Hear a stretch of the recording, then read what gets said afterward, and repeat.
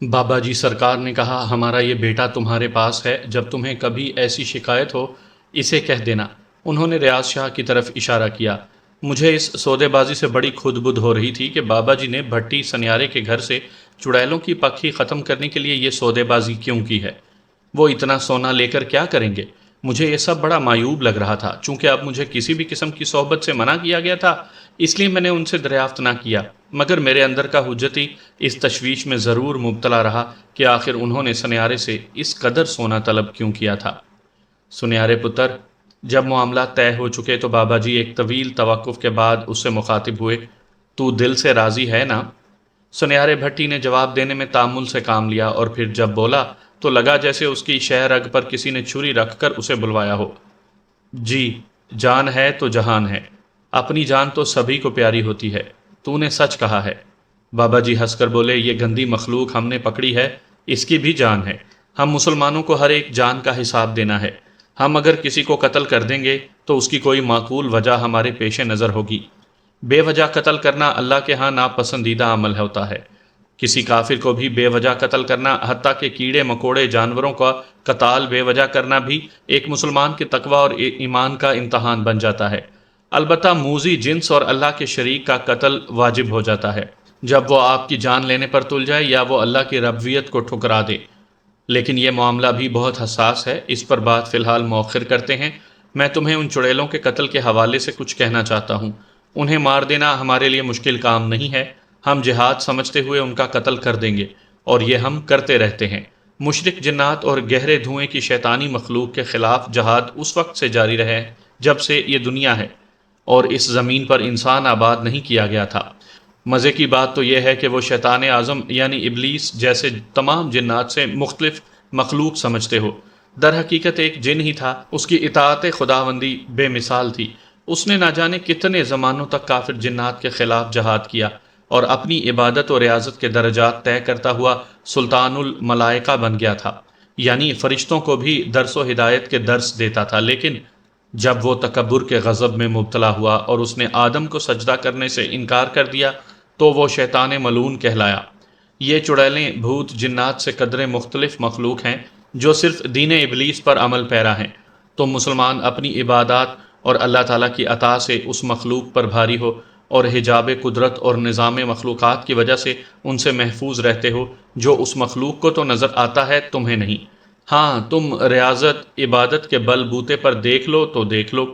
اس کے علاوہ یہ مخلوق تمہیں اپنا احساس دلائے تو تمہیں پہلے گمان اور پھر یقین ہوتا ہے کہ تمہارے آس پاس تمہاری زندگیوں میں اس مخلوق کا دخل ہے۔ تم براہ راست متاثر ہوئے تھے، جبکہ یہ گھر جہاں کبھی ہندوؤں کا مرگھٹ تھا، اس آبادی میں سکھوں اور ہندوؤں کی افراد رہی ہے۔ یہ یہاں کے قیامتی ہیں، یہ یہاں کے قابض ہیں۔ اولاً تو انہیں یہاں سے چلے جانا چاہیے تھا، یہ حکم خداوندی ہے۔ اس مخلوق کو انسانی بستیوں میں قیام کی اجازت نہیں ہے، لیکن جو جنات اور بھوت چڑیلیں اپنے پرکھوں کی روایات اور اپنے خاندانوں کی عصبیت کا شکار ہوتے ہیں، وہ اپنی جگہیں بڑی مشکل سے چھوڑ کر آتے ہیں۔ سیانے لوگ جب نیا گھر بناتے ہیں تو اس کی بنیاد رکھتے ہوئے نظر نیاز کرتے اور آیت کریمہ پڑھاتے ہیں۔ جس گھر کی بنیاد اعوذ باللہ اور بسم اللہ پڑھ کر رکھ دی جائے، اس مقام پر ٹھہری ہوئی مخلوق نار کو چلے جانے کا حکم ہوتا ہے۔ اگر وہاں مسلمان جنات مقیم ہوں تو وہ اطاعت خداوندی کے سامنے سر جھکا دیتے ہیں، اور شیطانی مخلوق بھی وہاں نہیں ٹھہرتی، کیونکہ آیات قرآن کے اثرات ان کے اجسام کو وہاں ٹھہرنے نہیں دیتے۔ تم نے دیکھا ہوگا انسانوں میں سے ایسے کافر انسان بھی گھروں میں آباد ہونے سے پہلے اور بعد میں وہاں ایسی رسومات ادا کرتے ہیں جو بظاہر ان کی مذہبی روایات کا اظہار ہوتی ہیں، مگر ان کا مقصد اس مقام پر مقیم ناری مخلوقات کو رخصت کرنا ہوتا ہے۔ ان کے کلمات شیطانی ہوتے ہیں۔ ابلیس کا علم شیطانی علم کہلاتا ہے جو کافروں کے ہاں پڑھایا جاتا ہے۔ اس کی سب سے بدترین مثال ہندوؤں کی ہے۔ جب یہ لوگ گھروں میں آباد ہوتے ہیں تو ایسی جڑی بوٹیاں جلاتے ہیں جن کے اندر قدرت نے ایسے اثرات رکھے ہیں کہ یہ مخلوق دو طرح سے وہاں سے رخصت ہوتی ہے۔ اول تو وہ مخلوق ان جڑی بوٹیوں کے جلنے سے پیدا ہونے والی مہک کو برداشت نہیں کر سکتی۔ دوم یہ کہ اس مخلوق میں ایسے بھی خناس ہوتے ہیں جو اس مہک کو اپنے لیے نعمت سمجھتے ہیں اور وہاں سے چلے جاتے ہیں۔ تمہیں سمجھانے کے لیے مجھے یہ وضاحت اس لیے کرنی پڑ رہی ہے کہ تو سوچ رہا ہے کہ ہم نے 80 تولے سونا کیوں مانگا۔ ان شریر اجسام نے تو تمہاری جان بھی طلب کی تھی، کہتی تھی کہ ہم کو سنیارے بھٹی کا خون پلا دیں، ہم یہاں سے چلی جائیں گی۔ اب تم کہو کیا میں ان کی یہ بات مان لیتا؟ میں نے کہا کہ میں ان کو قتل کر دیتا، لیکن یہ ہمارے اور اس مخلوق کے درمیان لڑائی کا آغاز ہوتا۔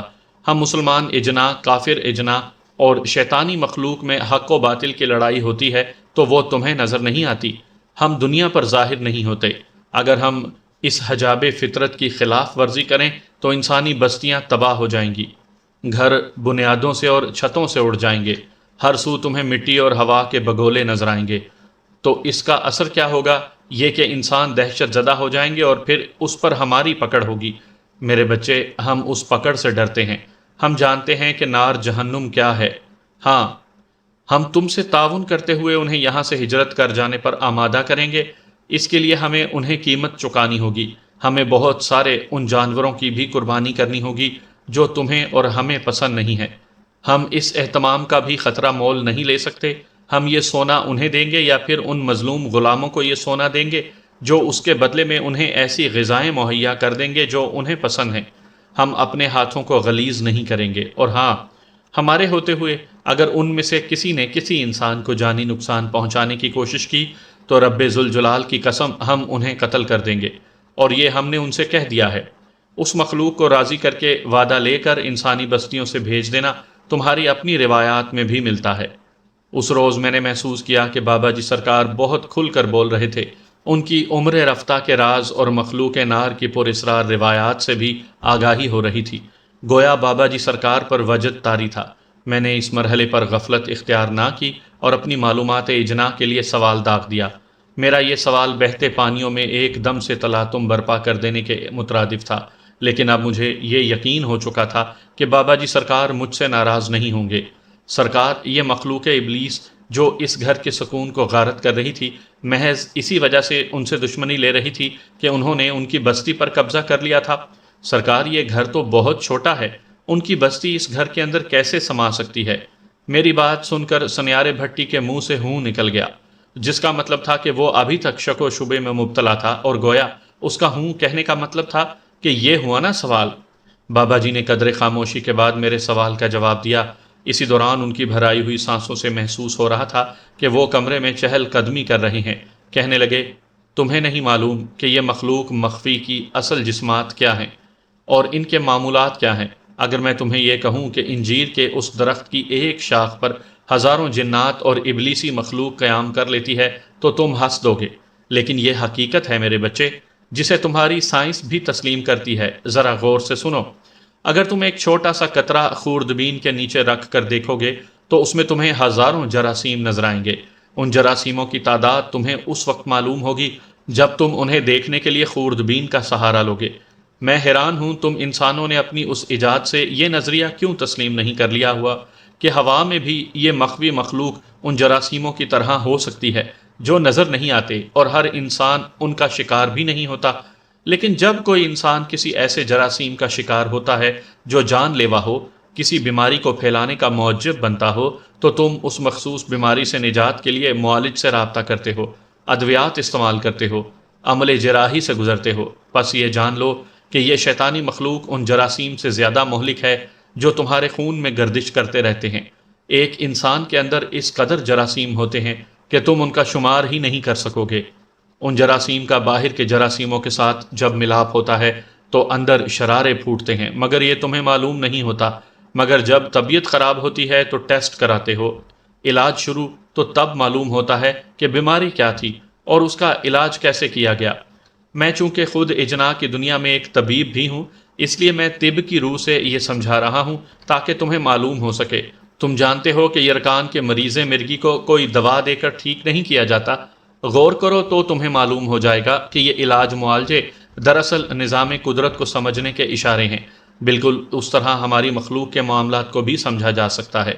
مگر سرکار، جب چڑیلوں کی یہ پکھی انجیر کے اس درخت کی ایک شاخ پر آزادی سے رہ سکتی ہے تو پھر اسے کیا تکلیف ہے؟ اس گھر کے افراد کو کیوں تنگ کرتی ہے؟ شاہد پتر، افسوس کہ میں اس وقت سے تم لوگوں کو یہی بات سمجھا رہا ہوں جو تم سمجھ نہیں پائے، کہ یہ مخلوق شیطان کی پیروکار ہے۔ کیا تم نہیں سمجھتے کہ شیطان کون ہے اور وہ کیا کام انجام دے رہا ہے؟ میرے بچے، یہ ناری مخلوق عصبیت اور انتقام سے بھری ہوئی ہے۔ جب تک یہ شرارت نہیں کرے گی اسے سکون نہیں ملے گا۔ اس کے علاوہ ایک اور بات بھی ہے، یہ جو سنیارا بھٹی ہے نا، جوانی میں بڑا دل پھینک قسم کا نوجوان تھا۔ کیوں بھٹی، کیا میں غلط کہہ رہا ہوں؟ بابا جی نے بڑے خوشگوار انداز میں پوچھا تو سنیارا بھٹی اپنے بچوں کی موجودگی میں شرم سے دوہرا ہو گیا۔ اور کیا جی، یہ تو اب بھی باز نہیں آتے، سنیارے بھٹی کی بیوی نے اس کی خاموشی سے فائدہ اٹھاتے ہوئے جواب دیا تو سب کی ہنسی چھوٹ گئی۔ بڑی خوشبو لگاتا پھرتا تھا یہ، اکثر دوپہر کے وقت انجیر کے درخت کے نیچے چارپائی بچھا کر اس پر لیٹ جاتا اور ریڈیو پر گانے سنتا رہتا تھا۔ عین جب سورج دھرتی پر نیزے کی طرح کھڑا ہوتا ہے، یہ ناری مخلوق اپنے جوبن پر ہوتی ہے۔ دوپہر اور زوال کا وقت ان کی مستیوں اور مصروفیات کا وقت ہوتا ہے۔ کیوں بھٹی، تمہیں آدھی دھوپ اور آدھی چھاؤں میں سونے کا شوق نہیں تھا کیا؟ جی سرکار، وہ شرما کر بولا، مگر آپ کو کیسے معلوم؟ انجیر کے نیچے یہ چارپائی ایسے بچھاتا تھا کہ آدھی دھوپ میں اور آدھی انجیر کی گھنی اور ٹھنڈی چھاؤں میں ہوتی تھی۔ اس کا آدھا جسم دھوپ کی تمازت کا لطف اٹھاتا اور آدھا ٹھنڈی چھاؤں کے لطیف احساس سے بھر جاتا۔ خوشبو یہ جاندار لگاتا تھا۔ اس کا یہ بننا سنورنا انجیر پر آباد اس مخلوق کی عورتوں کو بڑا لبھاتا تھا۔ وہ اس کی چارپائی کے گرد چکر لگاتی پھرتی۔ جب دھوپ بڑھ جاتی اور ہوا جھلسنے لگتی ہے تو تم نے کبھی اس ہوا کا شور سنا ہے؟ یہ گرم اور جھلسی ہوئی ہوا تمہیں صحراؤں اور بیابانوں میں محسوس ہوگی۔ اس کا اپنا وجود اور آلاپ ہے۔ اس مخلوق پر جب مستی طاری ہوتی ہے تو یہ گاتی ناچتی پھرتی ہیں۔ گرم اور جھلسی ہواؤں کا یہ شور در حقیقت وہ گانے اور نوحے ہیں جو یہ مخلوق گاتی ہے، لیکن تم اس تپش آلود ہوا کی زبان نہیں سمجھ سکتے۔ سنیارے بھٹی کی یہ ادا ان ناری عورتوں کو بہت پسند تھی، اس لیے وہ اس کی قربت کی بھی خواہش مند تھی۔ یہ بیچارہ نہ جان سکا تھا کہ اسے انجیر کے اس درخت کے نیچے جس لطف کا احساس ہوتا ہے اور نیند کے بعد جس خواب اور خمار سے بیدار ہوتا ہے، در حقیقت وہ کیسے پیدا ہوا۔ یہ تو بس اس خمار اور خواب کا رسیا تھا۔ اگر بھٹی اجازت دے تو میں اسے یہ کہانی بھی سنوا سکتا ہوں، اسے ان چڑیلوں کی زبانی جو اس کی طلب میں رہتی تھی۔ بابا جی نے یہ کہا تو سنیارا بھٹی جلدی سے بولا، کیا فرق پڑتا ہے، انہیں کہیں نا، مجھے سنا دیں۔ اس بھری محفل میں سننا پسند کرو گے؟ شرم کرو بھٹی، بوڑھے ہو گئے ہو مگر تمہارے اندر کی ہوس نہیں گئی۔ اپنے بچوں کے سامنے کہتے ہو کہ مجھے یہ کہانی سناؤ۔ اس کی بیوی اس پر برس پڑی تو اس کا بیٹا بولا، اماں جی کیا کرتی ہیں، چھوڑیں ان باتوں کو۔ وہ تو میں اس لیے کہہ رہا تھا کہ یہ تجربہ ذرا مختلف ہے۔ مجھے تو آج تک احساس نہیں ہو سکا کہ کسی دوسری مخلوق کی عورت بھی مجھ میں دلچسپی لیتی ہے، اس لیے ذرا فضول باتیں نہ کریں ورنہ میں سارے کرتوت سنا دوں گی۔ اس کی بیوی کو آج جیسے موقع مل گیا تھا۔ غازی اور شاہ صاحب میرے پاس کھڑے تھے اور ہم تینوں ان کی باتیں سن کر لوٹ پوٹ ہو رہے تھے۔ سرکار اگر اجازت دیں تو میں بھٹی صاحب کو دوسرے کمرے میں لے جا کر داستان عشق سنوا دوں۔ غازی سے نہ رہا گیا۔ ہاں ہاں، آؤ دوسرے کمرے میں چلتے ہیں۔ سنیارا بھٹی اس کے باوجود اپنے اشتیاق کو نہ روک سکا۔ غازی بابا جی کی اجازت سے اسے دوسرے کمرے میں لے گیا۔ کچھ دیر بعد جب وہ واپس آئے تو سنیارا بھٹی خاموش ہو گیا تھا۔ غازی نے کہا، اس سے رخصت ہونے کے بعد مجھے اس کی داستان عشق سنائی تو مجھ پر اس مخلوق کی شیطانی حرکات کا ایسا پہلو وارد ہوا جسے ہمارے ہاں عام سا تصور کیا جاتا ہے، مگر اس میں کئی شیطانی گریں لگی ہوتی ہیں۔ غازی اور سنیارا بھٹی کی عدم موجودگی میں بابا جی سرکار نے تاسف بھرے انداز میں ایک جملہ کہا تھا جو مجھے کبھی نہیں بھول سکتا۔ انہوں نے کہا تھا، اللہ تعالیٰ نے اپنے رسول کریم صلی اللہ علیہ وآلہ وسلم کی امت کو بہترین امت کا درجہ دیا اور اس پر قرآن پاک جیسی کتاب نازل فرمائی، رشد و ہدایات کے ایسے اسباق دیے کہ اگر یہ مسلمان سوتے جاگتے گھر سے نکلتے، گھر کے اندر آتے، کھاتے پیتے، گویا اپنے معمولات کے دوران آداب قدرت اور ذکر الہی کرتے رہیں تو یہ بدکار مخلوق ان پر اثر نہیں کر سکتی۔ بے شک، میں نے کہا، ہم لوگ اسلامی آداب اور طرز حیات کو بھول گئے ہیں، اسی لیے تو یہ مخلوق ہماری زندگیوں میں مداخلت کرتی پھرتی ہے۔ شاہد میاں، یاد رکھنا، جو نوجوان شیر مادر کا لحاظ کرتا ہے وہ ساری عمر ایسی حرکت نہیں کرے گا جو اسے ہوس اور غفلت پر آمادہ کرے۔ لیکن افسوس، تمہاری دنیا میں آج کل کے نوجوان شیر مادر کی حرمت سے آگاہ نہیں رہے، انہیں پاکیزگی کا خیال نہیں رہتا، ذہنی اور جسمانی اعتبار سے غلاظت زدہ ہیں۔ ان کی یہی حالت اس شیطانی مخلوق کا محبوب ہے۔ کاش یہ نوجوان جان لیں کہ شیطان نے اپنی اولاد کو انسانوں پر کس کس طرح سے معمور کیا ہوا ہے۔ کاش کہ یہ انسان جان لیں، اے کاش۔ بابا جی سرکار تعصف بھرے لہجے میں کمرے میں گھوم رہے تھے۔ میں نے کہا سرکار ارشاد، مجھے بتا دیجئے، میں جاننا چاہتا ہوں کہ ابلیس کی اولاد ہمارے کن کن معاملات پر معمور ہے؟ شیطان انسانوں پر کس کس طرح سے سواری ڈالتا ہے؟ اگر انسان اس کا ادراک کرتے تو وہ بشریت کے تقاضے پورے کر سکتا ہے۔ بابا جی کہنے لگے، ہم جنات انسانوں سے ڈرتے ہیں، کیا تم جانتے ہو کہ ہم انسانوں سے کیوں ڈرتے ہیں؟ مجھے سمجھ نہیں آئی کہ کیا سوال کروں، محض یہ کہا جی۔ اس کی بنیادی وجہ انسان کا اشرف المخلوقات کی درجے پر فائز ہونا ہے۔ مگر کیا آپ ہر انسان سے ڈرتے ہیں؟ اس بار میں سوال کرنے سے نہ گھبرایا۔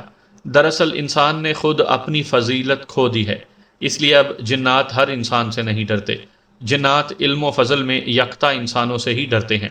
بابا جی منطق کی ایک بات سمجھاتے ہوئے کہنے لگے، شیطان بدی کا گماشتہ ہے۔ انسان کو نفس کا غلام بنا کر اس نے انسانوں کو علمی فضیلت کے درجات سے گرا دیا ہے۔ جب سے انسان نے احکامات الہی کو چھوڑ کر گمراہی کے راستے اور فسق و فجور کی عادات کا انتخاب کیا ہے، وہ کمزور ہو گیا ہے، اور یہی بشرہ کمزوری جنات کو ان پر غالب ہونے میں مدد دیتی ہے۔ بابا جی کے ساتھ اس روز خوب نشست رہی۔ انہوں نے سنیارے بھٹی کے گھر سے چڑیلوں کی پکھی اٹھا دی تھی۔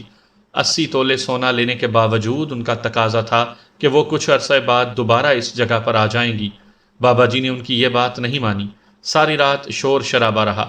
بالآخر چڑیلیں اس گھر سے رخصت ہو گئیں، مگر جاتے جاتے انہوں نے انجیر کے درخت کی سب سے موٹی اور پھلدار شاخ کو توڑ دیا۔ فجر کا وقت ہو گیا تھا۔ ہم نے نماز پڑھی۔ نماز کے بعد بابا جی کے جنات نے محفل سما کا اہتمام کیا۔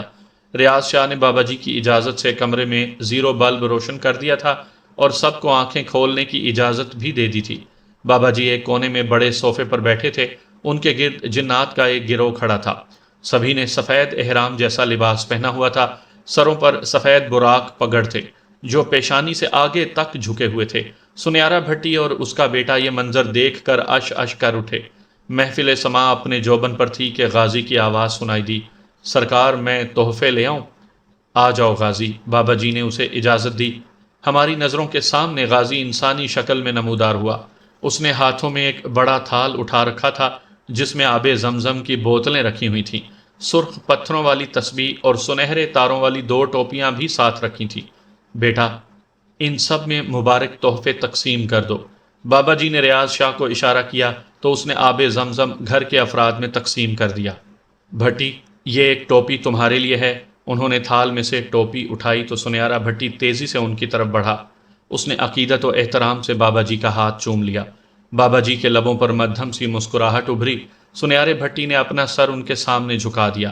بابا جی نے ٹوپی اس کے سر پر اوڑھا دی اور کہا، بھٹی، اپنی آنکھ اور دل کی حیا کا خیال رکھنا، ہمارے اس بیٹے کو کبھی ناراض نہ کرنا، یہ ہے تو ہم ہیں۔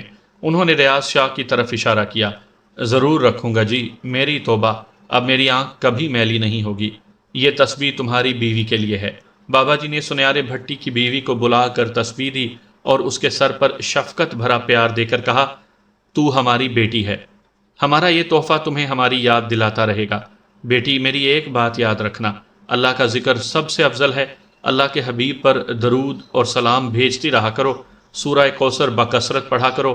اللہ تمہارے مسائل دور فرمائے، آمین۔ بابا جی نے اسے نصیحت فرمائی تو وہ عقیدت و احترام کے ساتھ الٹے قدموں چلتی ہوئی واپس اپنی نشست پر چلی گئی۔ یہ ٹوپی ہمارے بیٹے کے لیے ہے۔ بابا جی نے تبسم ریز نظروں سے میری طرف دیکھا اور کہا، یہ لو، یہ تم پہن لو۔ میرے لیے؟ میں نے چونک کر پوچھا، کیوں، ہم تمہیں تحفہ نہیں دے سکتے؟ بابا جی ہنس دیے۔ میں بھی جھکتا آداب خاطر ملحوظ رکھتا ہوا ان کے پاس گیا، ان کا ہاتھ چوما۔ بابا جی نے ٹوپی میرے سر پر پہنا کر کہا، کتنی جچتی ہے تمہارے سر پر، سرخ داڑھی، سفید چہرہ، شفاف آنکھیں۔ میرے بچے، یہ ٹوپی تمہارے سر پر پہنائی تو لگتا ہے تو اس سرزمین کا باشندہ نہیں ہے، ایرانی نسل سے لگتے ہو۔ مجھے کچھ سمجھ نہیں آئی کہ بابا جی کیا کہنا چاہ رہے ہیں۔ میں نے ریاض شاہ کی طرف دیکھا تو وہ تبسم ریز انداز میں کہنے لگا، بابا جی کی بات مشکل لگتی ہے، سمجھ نہیں آ رہی۔ سرکار کے کہنے کا مطلب ہے اس ٹوپی کی لاج رکھنا، یہ تمہارے سر پر دستار فضیلت کے مترادف ہے، اس کو ہر وقت سر پر رکھنا، تمہارے سر پر خوب جچتی ہے۔ انشاءاللہ میں اسے سر سے نہیں اتاروں گا۔ اسی اثنا میں غازی کی چہکار سنائی دی، انگور کھاؤ گے بھیا؟ انگور؟ اور اس موسم میں؟ میں نے ہنستے ہوئے کہا، اگر کہو تو حاضر کروں۔ اگر مل جائیں تو ضرور کھاؤں گا، میں نے جواباً کہا۔ میرے منہ سے یہ نکلنے کی دیر تھی کہ غازی نے ایک دوسرا بڑا تھال ہمارے سامنے رکھ دیا۔ انگور کے بھاری رس بھرے اور تر و تازہ خوشے دیکھ کر میں ہی کیا، سنیارے بھٹی کے اہل خانہ بھی حیران رہ گئے۔ ہم سب نے مل کر انگور کھائے، انتہائی شیریں اور لذیذ انگور، اور پھر بے موسمی پھل۔ میں نے غازی سے پوچھا، کہاں سے لائے ہو؟ یمن سے لے کر آیا ہوں، وہ ہنستے ہوئے بولا۔ کچھ اور چاہیے تو لے آؤں؟ ہاں، مجھے ایک عقیق یمنی لا دو۔ غازی نے میری فرمائش سنی تو ہنسنے لگا۔ میں نے سوچا تھا کہ کوئی بڑی فرمائش کرو گے، خیر یہ لو۔ غازی نے پلک جھپکنے میں عقیق یمنی انگشتری میں سجا ہوا پیش کر دیا۔ لو، پہن کر دیکھ لو۔ میں نے انگشتری دائیں ہاتھ کی چوتھی انگلی میں پہنی تو بالکل فٹ آ گئی، ایسے لگا جیسے یہ میرے لیے ہی بنائی گئی تھی۔ میں انگوٹھی اور عقیق کو بار بار دیکھنے لگا۔ بہت بہت شکریہ۔ میں نے غازی کا شکریہ ادا کیا تو وہ ہاتھ نچا کر بولا، بس خالی اور سوکھا شکریہ نہیں چلے گا۔ اس کی بات سن کر سنیارے بھٹی کی بیوی بولی، ہاں بھائی، اس کو خالی تو نہیں ٹرخانا چاہیے۔ کیا چاہیے تمہیں؟ میں نے غازی سے کہا تو وہ میرے کان کے قریب منہ کر کے کہنے لگا، میں نے فلم دیکھنی ہے۔ میری ہنسی چھوٹ گئی۔ غازی، تم فلم دیکھو گے؟ آہستہ بولو بھیا، بابا جی سرکار نے سن لیا تو ماریں گے۔ غازی منمنا کر بولا، کون سی فلم دیکھنی ہے؟ میں نے پوچھا۔ جو مرضی دکھا دو، اس نے کہا۔ یہ ناہنجار باز نہیں آئے گا۔ بابا جی ہماری سرگوشیوں کی زبان سمجھ کر بولے، ایسے ہی تمہارا دماغ چاٹ رہا ہے، بڑا حرام خور ہے، فلم کے بہانے تمہیں کسی مصیبت میں مبتلا کر دے گا۔ سرکار، میں… غازی کچھ کہنے لگا تھا کہ بابا جی نے اسے ڈانٹ دیا۔ وہ منہ بنا کر پیچھے ہٹ گیا۔ اچھا بچو، اب ہمارے رخصت ہونے کا وقت ہو گیا ہے۔ بابا جی نے اجازت طلب کی اور ریاض شاہ سے اپنی مخصوص زبان میں کچھ کہنے لگے۔ ریاض شاہ نے جلدی سے زیرو کا بلب بند کر دیا۔ اندھیرا ہوتے ہی بابا جی کی آواز سنائی دی، اللہ حافظ میرے بچوں۔ ہم سب نے کہا اللہ حافظ۔ چند ثانیے تک اندھیرا رہا، پھر ریاض شاہ نے ٹیوب لائٹ روشن کر دی اور زیر لب کچھ پڑھتے ہوئے کمرے کے کونے کونے میں پھونکے مارنے لگا۔ وہ دوسرے کمرے میں بھی گیا اور چند منٹ کے بعد واپس آ کر کہنے لگا، صبح جب دکانیں کھل جائیں تو سب سے پہلے مجھے یہ چیزیں منگوا دیں، آپ کے گھر کی غلاظت صاف کرنی ہے۔ اس نے سفید چٹ سنیارے بھٹی کی طرف بڑھائی۔ گھر تو ہمارا صاف ہے شاہ صاحب، وہ بولا۔ میں اس صفائی کی بات نہیں کر رہا، ان بدروحوں نے ایک عرصے تک اس گھر میں ڈیرے ڈالے رکھے تھے، ان کی گندگی کو یہاں سے صاف کرنا ہے، اس لیے کنیر کے پھول، دیسی گھی، لوبان، جائے پھل، گوگل، مصری اور سونے چاندی کے 2 تولے کا تعویذ اور زعفران چاہیے۔ جب تک تعویذ اور نقش بنا کر گھر میں دھونی نہیں دیں گے، ان کے سحری اثرات مکمل طور پر ختم نہیں ہوں گے۔ یہ سامان کتنے کا ہوگا؟ سنیارے بھٹی نے پوچھا۔ اور یہ کنیر کے پھول کہاں سے ملیں گے؟ چھوٹا سا قصبہ ہے، مجھے نہیں لگتا یہ سارا سامان یہاں سے مل جائے گا۔ 15-20 ہزار کا سامان ہوگا۔ آپ خود نہیں لا سکتے تو پیسے مجھے دے دیں، میں غازی سے کہہ کر منگوا لوں گا۔ ریاض شاہ نے کہا، میں اب کچھ دیر آرام کروں گا، دوپہر تک یہ سامان آ گیا تو میں دھونی اور عمل کر کے چلا جاؤں گا، دوبارہ میرا آنا مشکل ہوگا۔ میں نے محسوس کیا کہ بابا جی کے رخصت ہوتے ہی ریاض شاہ کا لہجہ خاصا روکھا ہو گیا تھا۔ سنیارا بھٹی اپنے بیٹے اور بیوی کا منہ تکنے لگا۔ وہ شش و پنج میں مبتلا ہو گیا تھا کہ یہ کیا ماجرا ہے۔ پہلے بابا جی کے کہنے پر اس نے 80 تولے سونا دیا، لاکھوں روپے ہوا برد ہو گئے تھے، اور اب یہ 20 ہزار کا سامان منگوا رہے ہیں۔ مجھے بستر دے دیں، مجھے اب آرام کرنا ہے۔ پیسوں کا بندوبست ہو جائے تو مجھے بتا دیجیے گا۔ ریاض شاہ کا چہرہ تھکان سے بھرا ہوا تھا، آنکھیں سرخ ہو رہی تھیں اور لہجہ بھرا گیا تھا۔ لگتا تھا اسے فوری آرام مہیا نہ کیا گیا تو اس کی حالت بگڑ جائے گی۔ سنیارے بھٹی کی بیوی نے انہیں ساتھ والے کمرے میں نیا بستر بچھا کر دیا۔ ریاض شاہ نے مجھے ساتھ چلنے کا اشارہ کیا۔ وہ خود بستر پر دراز ہو گیا اور مجھے کہنے لگا، یار میرے سر پر ذرا مالش کر دو۔ میں اس کی کیفیت سمجھتا تھا۔ اس نے اپنے تھیلے سے تیل کی شیشی نکالی۔ میں اس کے گھنے اور گھنگریالے بالوں میں تیل انڈیل کر مالش کرتا رہا۔ کچھ دیر بعد ہی وہ سو گیا۔ مجھے ابھی تک نیند نہیں آ رہی تھی۔ میں دوسرے کمرے میں چلا گیا۔ سنیارا بھٹی اپنا سر تھام کر بیٹھا ہوا تھا۔ مجھے بتاؤ میں کیا کروں؟ میں تو برباد ہو جاؤں گا۔ اللہ کا شکر کرو جی، آپ پیسہ خرچ کر کے برباد نہیں ہو رہے، اپنی اور اپنے گھر والوں کی جان کا صدقہ اتار رہے ہو۔ اس کی بیوی اسے سمجھا رہی تھی۔ تیرا تو دماغ خراب ہو گیا ہے، تو مجھے برباد کر کے سکون لے گی۔ تو جانتی ہے 80 تولے سونا کتنے کا تھا، اور اب یہ 20 ہزار؟ میں تو کہتا ہوں یہ سارا ڈھونگ تھا۔ بابا جی اللہ کے نیک بزرگ جن ہیں تو انہوں نے اتنا زیادہ پیسہ کیوں خرچ کروا دیا؟ اللہ والے تو ایسا نہیں کرتے، بھلی مانس تو نہیں سمجھ سکتی۔ توبہ توبہ کریں جی، لگتا ہے آپ پر ابھی تک ان چڑیلوں کا نشہ طاری ہے، ایسی گمراہوں جیسی باتیں کر رہے ہیں، توبہ کریں، بابا جی کی شان میں گستاخی نہ کریں، انہوں نے جو کیا حق سچ کے ساتھ کیا ہے، انہوں نے سونا چاندی لے کر کیا کرنا تھا؟ میں کب کہتا ہوں انہوں نے سونا لیا ہوگا؟ مجھے یقین ہے یہ سارا سونا اور رقم ریاض شاہ سنیارے بھٹی کے منہ پر دل کی بات آنے لگی تو اس کی بیوی نے جلدی سے اس کا منہ بند کر دیا۔